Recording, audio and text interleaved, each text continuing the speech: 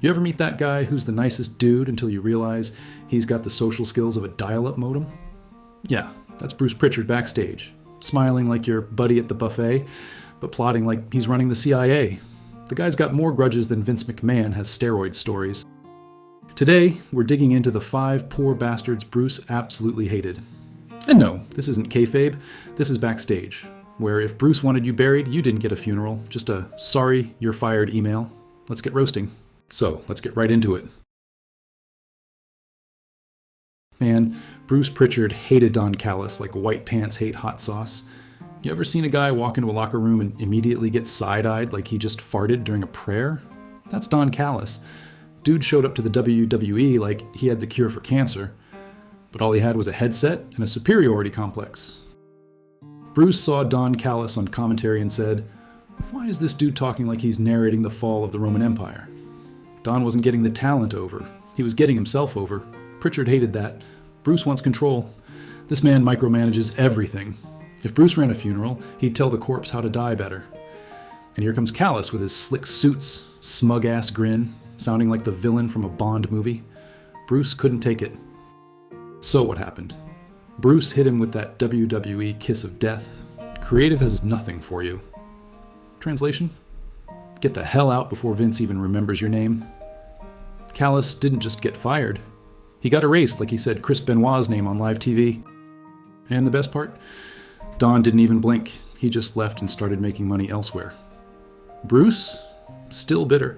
Probably wakes up at 3 a.m. like, God damn it, Don's cutting another promo I didn't approve. And what did Don do? Left, rebranded, and got even smarter. Meanwhile, Bruce is still lurking backstage like a jealous ex with a podcast.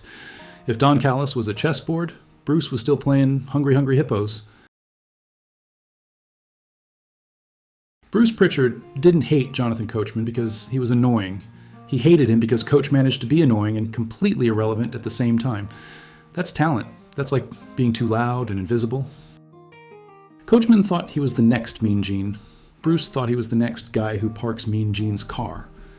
This man came into WWE with the energy of a church youth pastor and the charisma of a broken fax machine. Coach didn't just suck the air out of a room. He recycled it, filtered it through a Word document, and tried to pitch it as a segment. He wore a suit like a man auditioning for a job no one wanted filled. Bruce called him Coach, but not because he respected him.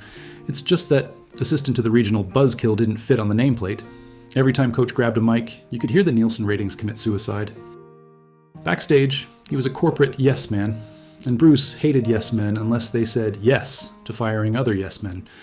Coach was the kind of guy who'd report you for not laughing at a Vince joke. And Bruce didn't just hate that.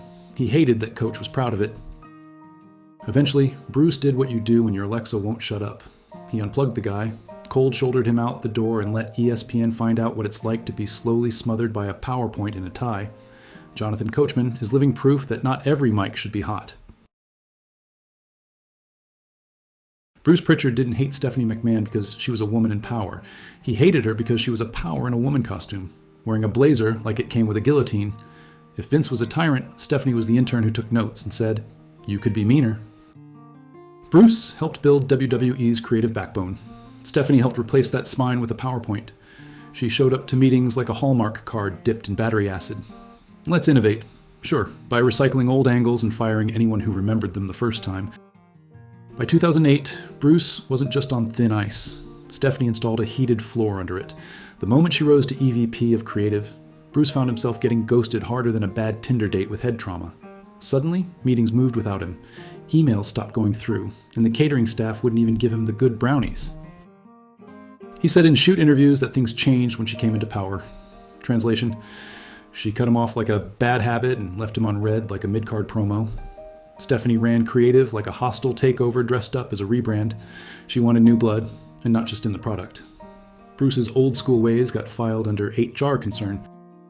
By the time he got the boot, she didn't even fake concern. That's the scariest part.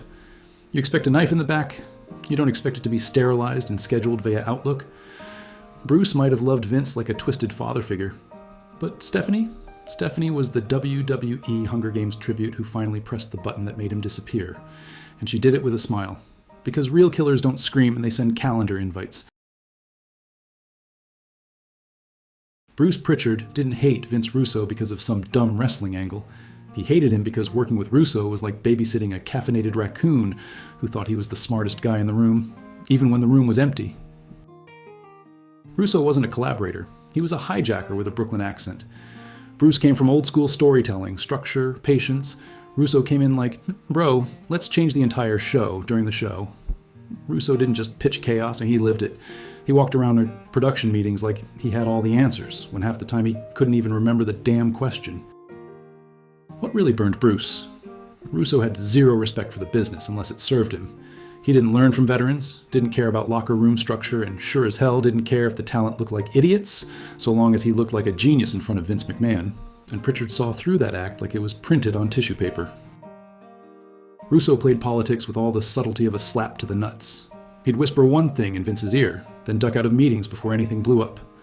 Bruce was always left holding the bag, cleaning up messes, smoothing egos, and explaining to legends why some dude from Long Island who used to write magazine blurbs was now calling the shots.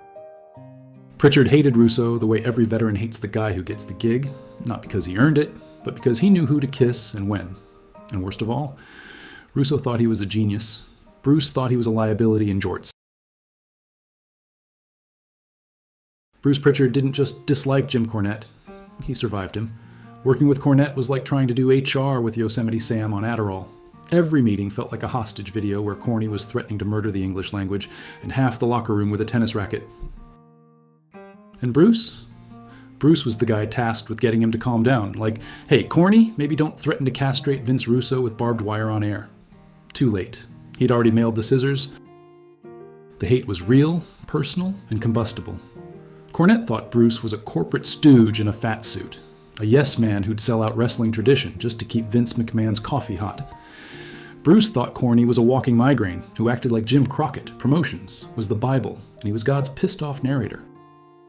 When Cornet stormed out of WWE in 2005, Bruce didn't try to stop him. He probably held the door, handed him a bottle of Yoo-Hoo, and whispered, "Godspeed, you lunatic." Corny claimed he quit over the OVW setup being sabotaged. Bruce claimed Cornet was unprofessional and impossible to manage, which is like calling a grenade a bit loud. And they kept the hate alive, like two old dogs barking across a fence. Cornet on his podcast calling Bruce a lying sack of shit with gravy in his veins, and Bruce pretending he doesn't even listen. Right. Bruce probably has an aneurysm every time Corny uploads a thumbnail. This wasn't just beef. This was deep-fried, gravy-smothered, barbed wire-wrapped hate between two guys who should have been allies, but instead became the most toxic buddy cop team that never aired. So there you have it. Bruce Prichard's greatest hits of backstage hell, a symphony of side eyes, silent treatment, and shoot interviews with more venom than a pit of cobras. The man's spent decades surviving a business where people fake punches but throw real grudges. And somehow he's still in the mix, grinning like a guy who just watched your career die in catering. Bruce never needed to bury anyone. He just waited until they did it themselves, then told the story with a bad impression and a bucket of gravy. He's not just a wrestling historian. He's the snarky voice in your head when everything goes to shit. And hey, if he hates you, that's probably the best push you're ever gonna get. Smash that like button harder than a worked punch in '98. And subscribe before Bruce rewrites your life story with a fart joke and a catchphrase. Thanks for watching.